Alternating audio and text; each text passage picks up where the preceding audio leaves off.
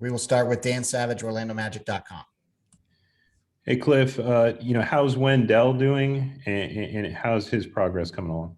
Good. He's ready to play, so he'll start. And actually, Mo will not play tonight. He's not feeling well. It's not related to COVID, but just not feeling well at all. So we just found out a couple minutes ago that he won't be able to play. So, Mo Wagner may play some at the 5 tonight, but I think Dante will play at the 5 also. Go ahead, Dan. I was going to clarify to make sure that was Mo Bamba and not Mo Wagner, obviously the two Mo's now. But since Wendell's gotten here, what have you seen from him and the progress he's made with the team? Well, I think he can become a very good two-way player. He has a level of physicality. He's a big guy. And he can really move his feet. You can change coverages when he's in the game, which is in today's NBA, a big advantage for a 5-man. And offensively, he has a skill base, and he has a very good feel for how to play. So his screening is good. He has a roll game. He's going to have a flare game. There's a lot of things about him to like now. And I think it's obvious that he can grow into a really, really good NBA player. Josh Robbins, The Athletic. Steve, it's my understanding that Chuma didn't make the trip. Is that correct? Yes. Okay. Should we then assume that he's done for the season in terms of playing? Yes. Yeah, he won't play again. How would you then sum up his season? Where he grew, what he accomplished? Oh, I think he had a really good year, and I think, again, going back to his obviously a significant injury coming out of college. Last year, not with the team a lot.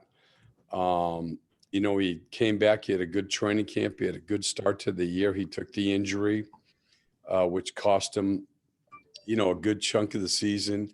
And then I think he came back, and as soon as he's gotten rhythm, he played well again. And especially when he played at the 4. I think it's difficult for any young player to move around 2 positions. And, when we hit those places where we only had 8, 9 guys, he was asked a lot of nights to play at both the 3 and the 4. But when he played just one position, those were his best games. And he has a natural basketball IQ. Obviously, he can shoot the ball and he can pass the ball. And so, again, I look at him as someone who can become a very good two-way player. Eric Nam, The Athletic. Hey, Steve. Hope you're well. At the start of the year, I think your guys' first game was in January. I'd asked you about Bud having someone in the dunker spot all the time. That was like the very beginning of them doing that. And now it feels like, every game there's at least one spot on the baseline, or maybe Drew makes a ball side cut. Like there's something there where they're getting some action in the dunker spot. You saw them up close and personal in the playoffs last year. How much do you think they've kind of changed offensively from what they were then to kind of what they are now? Yeah, I think that's why Bud's one of the best coaches. He did the same thing in Atlanta. From year to year, they keep the stuff that works well, and then they add to it in little ways. And sometimes it's a side out of bounds package. One of the things he did that people forget about now, when they were in Atlanta, they were, because they play out of secondary so much, the 4 and 5 were interchangeable, and the 1, 2, and 3 were pretty interchangeable.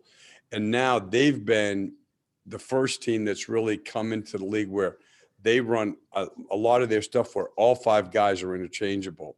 And I think that, I would hope he'd get credit, for the Brook Lopez, what do you want to say, reinventing himself, really, who was always really mostly a post-up player when he was younger.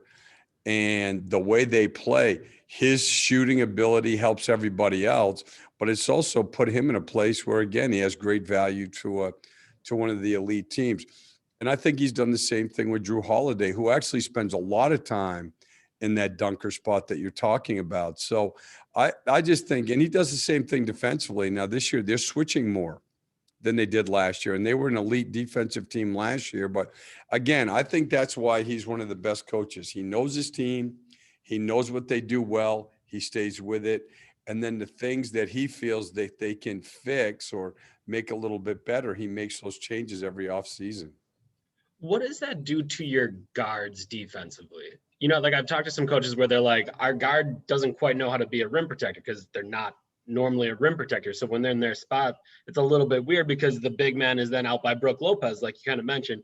How does that kind of mess with your rotations and how you might attempt to, you know, have help defense against Giannis? Yeah, and especially on a year like this where you're not practicing much. You know, Right. This is a team that, you know, you've always wanted to have a couple of days to practice because, to be honest, again, when he came here and he made all 5 spots more interchangeable, to me, the biggest challenge was with the centers.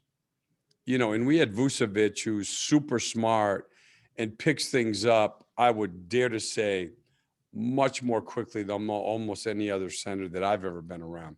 But again, you're asking the centers, for instance, to make defensive rotations to perimeter players in a way they've never done that their whole lives. Now you're taking a point guard, or, you know, like we'll do, like a lot of people do, because of the way he's utilized, we'll try to play a wing guy on Drew Holiday just because it helps somewhat. But again, you're asking them to do things over and over within the course of 48 minutes that they haven't not just done in the NBA, they've never had to do. Right. So I think it's great utilization of players. Thank you. Josh Cohen, OrlandoMagic.com.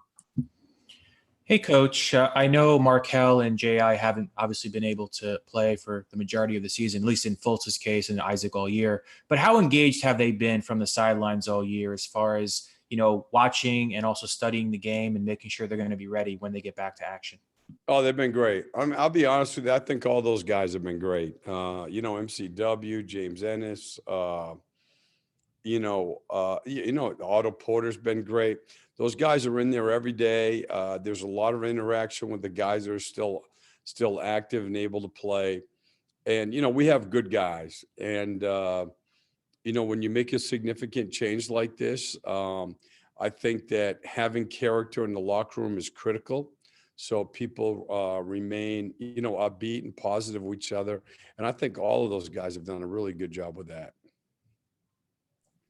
Any other questions for Coach Clifford?